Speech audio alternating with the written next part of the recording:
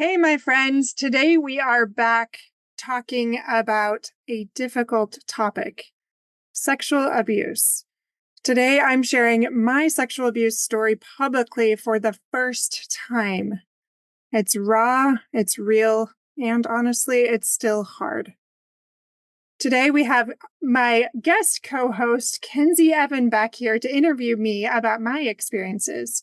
We're going to discuss healing, growth, and challenges that continue even today. Join us to find out how you can heal from your own wounds and have patience for yourself and even others in their healing journeys. I'll see you inside.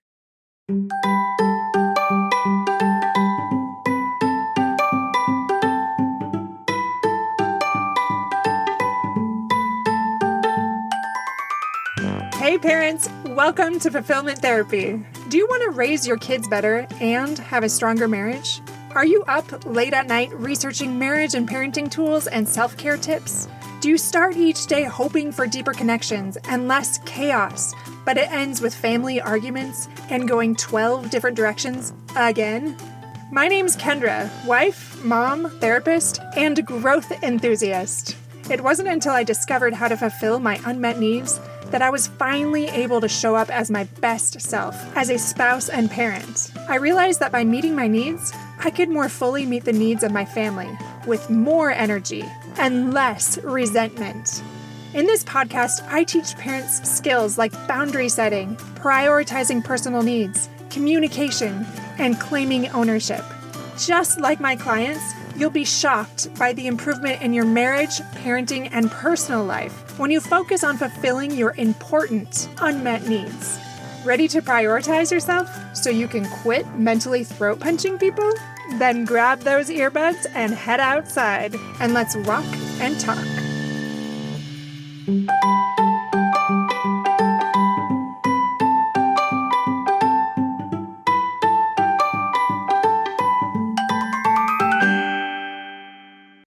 Welcome back to Fulfillment Therapy. Like I said, Kensi Evans is back with us here today, and I'm excited as always to have her. She just brings such a fun energy, and today is not exactly about a fun energy, but she also brings this vulnerability and insight that I truly appreciate. So thank you, Kensi, as always, for coming back to the show with us. I'm glad that you're here for this journey today.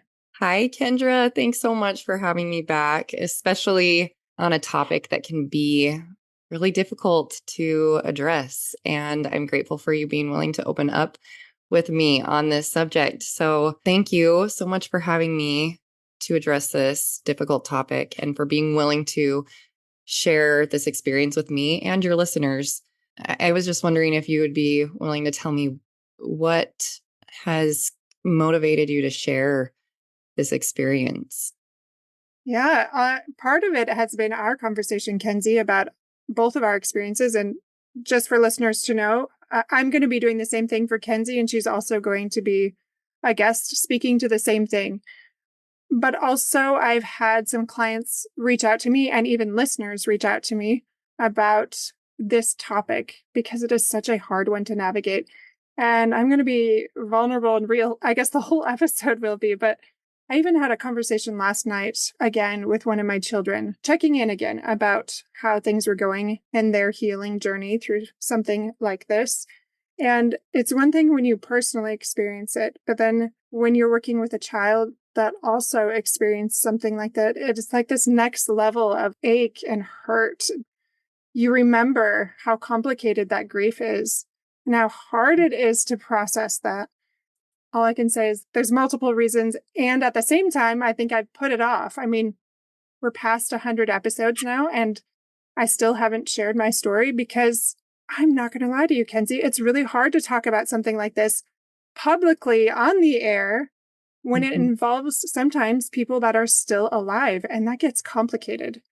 Yeah, it really does. And I can imagine that you're feeling nervous and also feeling like you were saying that call to address it to help other people heal. At least that's what I got from you and the reason why you feel motivated in bringing this up and sharing this. There's definitely nerves there. There's that anxiousness. even after all of these years, there's some fear there that I'm Yeah. going to break some unspoken code or rules of the family. And even Mhm. saying that out loud makes me nervous, like I'll get in trouble.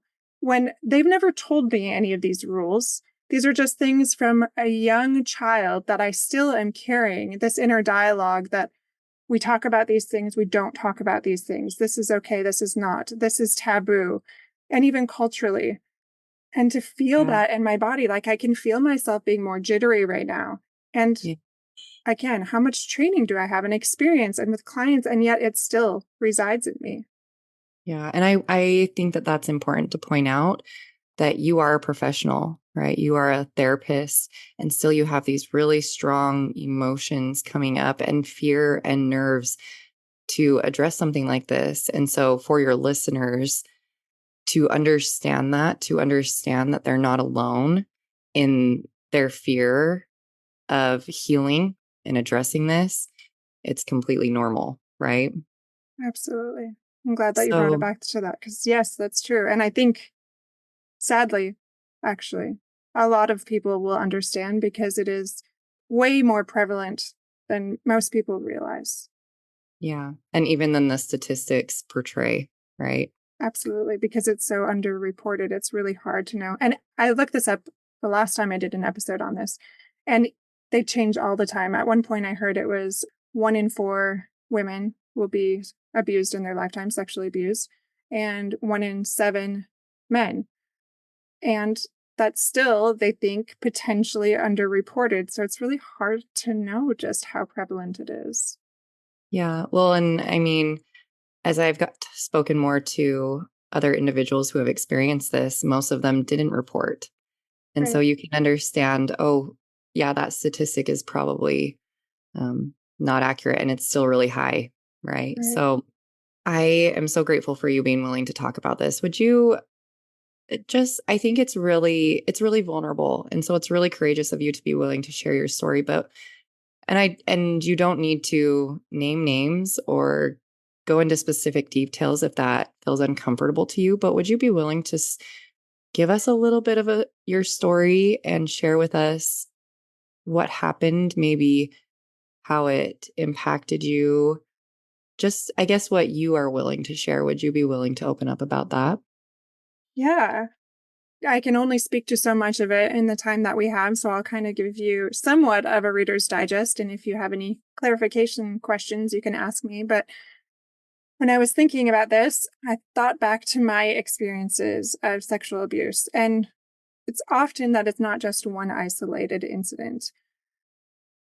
But it first started when I'm not sure, but it's probably between 2 and 3 years old was the first time. And then up to probably about 5. And this was relatively innocent. This was neighborhood kids sexually abusing me. And it wasn't necessarily really aggressive. It was more curious and exploratory. And maybe some of that had to do with their own trauma, things that they had seen or experienced. It definitely could have happened. And they were also younger themselves. So that part, it did set the stage for future responses that continued on through other experiences, but it wasn't the hardest one by any means to heal from later on. But that had happened. I don't even know because I was so young, but I feel like that happened multiple times over a span of years. And I remember telling my mom, and it kept happening. Do you remember your mom's response? I do from the memory of a 2 or 3 year old, so I don't know how accurate it is. And this is also somewhat hard to speak to you because my mom is still alive and I love her dearly. But the sense that I got as a young child is that this was bad and maybe I was bad and that I was doing something wrong and I was a burden. Now, do I believe now as an adult, as a parent, that my mom thought that I was to blame and that I was a burden? Probably not. Probably she felt like, oh no, how am I going to manage this? How do I address this with a neighbor? I don't really know, honestly, but I can empathize with that. So, whether that is an accurate portrayal of what happened, I remember feeling that way, that I was Yeah. a burden and that this was wrong to talk about. To remove the shame from it on both sides. Like this isn't we're not calling out your mom here because you're right. There are things that take place. Like you said, you were very young. So if you were even able to adequately express yourself and articulate what was happening, maybe you weren't and your mom didn't understand. But in your 2-year-old mind, your 3-year-old mind, you were expressing it and you didn't get the help that you needed. And that informed how you felt about yourself going forward. Right. So Exactly. it's not to point a finger of shame at people. It's just to help your listeners understand where you developed these belief patterns and things like that in the way that you've shown up.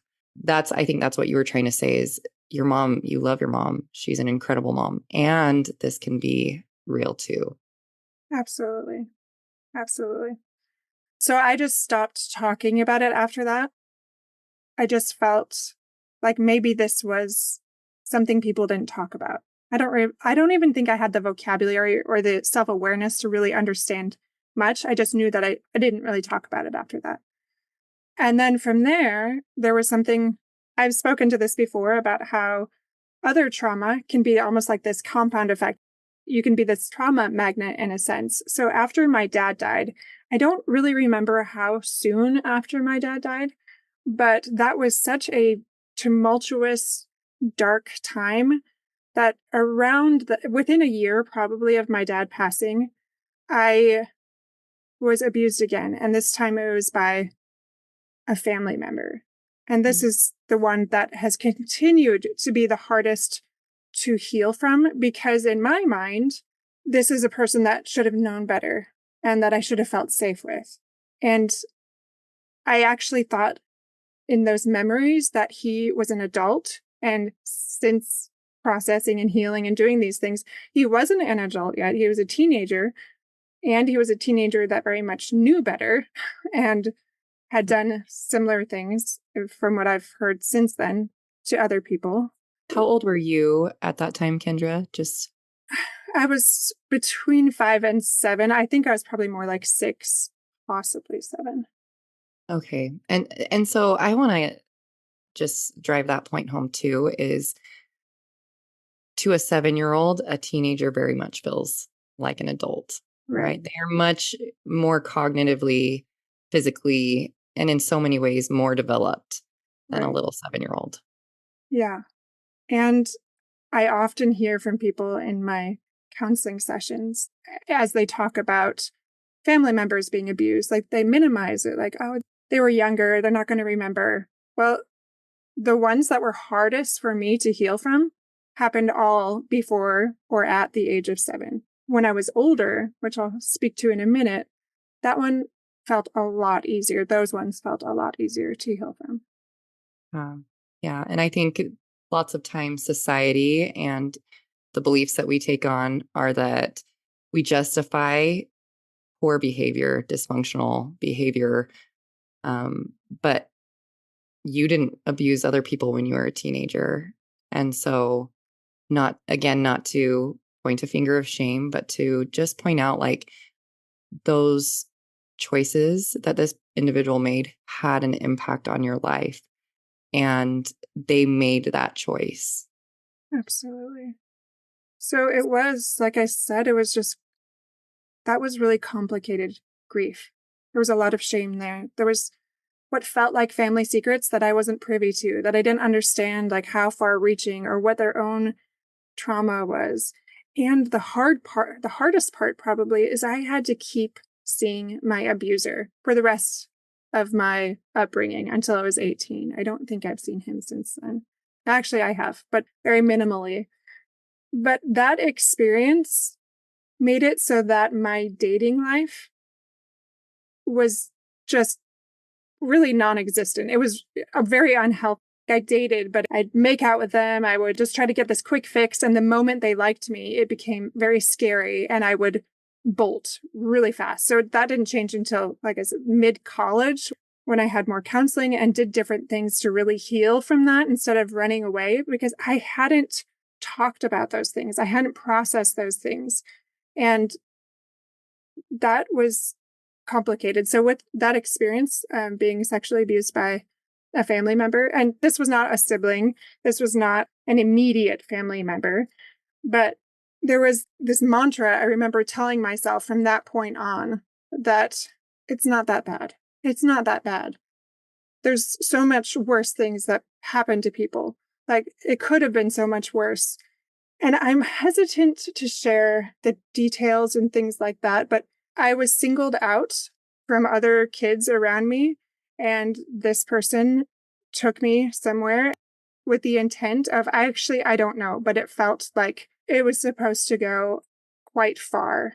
And I only can attribute it to guardian angels, the grace of God. I don't know, because I was a very timid soul, especially because my father's death, previous abuse, and there was some glorious spark that arose in me, this defiance that I had not experienced before, that I was quite fearless in standing up for myself and demanding that I be taken back, because he had driven me farther away from everyone else and in a place that I couldn't possibly be safe or protected. And I demanded to be taken back, and he wouldn't do it. And I decided as that young child, fine, I'm walking home by myself. And it was very far for that my little mind. And even walking that trail since then, my mind always goes back to that experience, and just a That takes a gratitude that I had that ability, or was given that ability, to stand up for myself. I'm sorry, I cut you off. What did you say? No, I was just going to say that that courage at that young of an age to what to you as an adult, that takes so much courage. And even now, like, I'm watching you, and it is trauma you can heal, but in many ways it stays with you and you relive it as you go back into those spaces, right? So thank you so much for your courage and sharing this with us. Of course, yeah, it is, like I said, still hard, still triggering after all these things. Like, I just was picturing, I think when I started to get emotional, walking that trail later on as an adult, that dirt road, and just remembering being taken back to those memories and feeling so out of control, feeling so scared. And I said gratitude because, like I said, that was not in my personality to stand up for myself. And I know a lot of victims don't feel like they were able to or could, or that it was safe to. And I don't know how it worked out, but I am very grateful, because I feel like it was going somewhere very terrible very quickly. Whether or not that would happen, I don't know. But that was the sense that I got. And I started walking home. Eventually, I think he might have picked me up and taken me home. I'm not sure. The whole thing was obviously quite scarring and unpleasant. But when we got home, this is the part that I don't remember. When we got back to where we were, my sister somehow found out. I don't see myself telling her, but I must have, because I was so shy. And she told, again, I'm keeping key members out of this. She told the adults. I remember being very uncomfortable. Like, I was kind of in the background as some of that was talked about, and feeling like I was in trouble for exposing this thing, and I shouldn't have talked about it, and feeling like very bad. I don't remember anyone ever addressing me. I don't remember anyone helping me heal, or validating my experience, or telling me it wasn't my fault. That might have happened. I just don't remember it. I don't Mm. remember it ever being addressed after that, talked about, healed, If or that had happened, I would like to maybe point out that maybe it wasn't sincere, because I think that if you had had someone reach out to you in that moment in the way that you needed, you would have remembered that. I hope this episode is speaking to you, and that you're able to find healing as you listen to other stories of people experiencing similar things. Stay tuned for the final part of my story next week, where I'll also share ways that you can apply this to yourself and what you can do to find greater healing. Until then, my friends.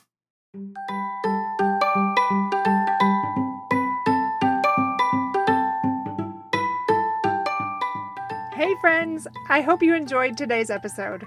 If you did, chances are someone else would too. Would you take 30 seconds to share this with a friend who's looking for greater family fulfillment? And while you're sharing, tell me what you think about the show by leaving a review on Apple Podcasts. It refuels me when I hear this podcast is helping you. No matter what your house or your hair looks like, I'll meet you back here every Monday and Thursday morning for more episodes. Until then.